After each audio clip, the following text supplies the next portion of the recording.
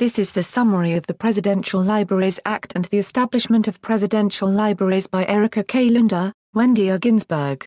The Presidential Libraries Act, PL 84-373. 69 Stat 695, as originally enacted in 1955, sought to create a system of government preservation and administration of papers and other historical materials of any president or former president of the United States. Pursuant to the law, the General Services Administration's, GSA's, administrator could, among other actions, accept the papers and other historical materials of any president or former president of the United States, or of any other official or former official of the government, and other papers relating to and contemporary with any president or former president of the United States. PL 84-373. Amid concerns about growing costs of the libraries, the Act was substantially amended in 1986, PL 99-323. 100 Stat 495, to shift the burden of ongoing building operations costs of future libraries from the taxpayer to endowment funds. Through the National Archives and Records Administration, NARA, the federal government currently operates and maintains 13 presidential libraries, and it may soon assume responsibility for a new facility for the records of former President George W. Bush. The libraries, which primarily serve as archival repositories and museums in which the records and memorabilia of the former presidents are held and made available to researchers, are privately constructed on behalf of former presidents.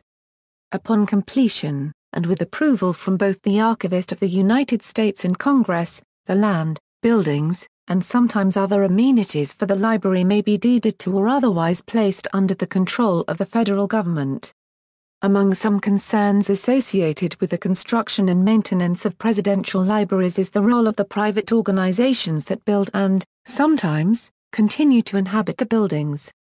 The private organizations, commonly referred to as presidential library foundations, support the construction of the libraries and sometimes provide funding for the exhibitions displayed within the library or its museum. Each library and foundation has a unique partnership.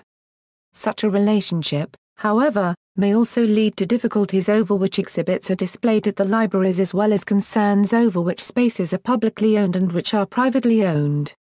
Moreover, some presidential library scholars have raised concerns over whether library exhibits, which are often funded by the library foundations, present a balanced version of each president's administration or if they tend to portray the president in an inaccurate or, at least, more favorable light. This report details the legislative history of the Presidential Libraries Act. The report then provides information on existing library facilities and their locations.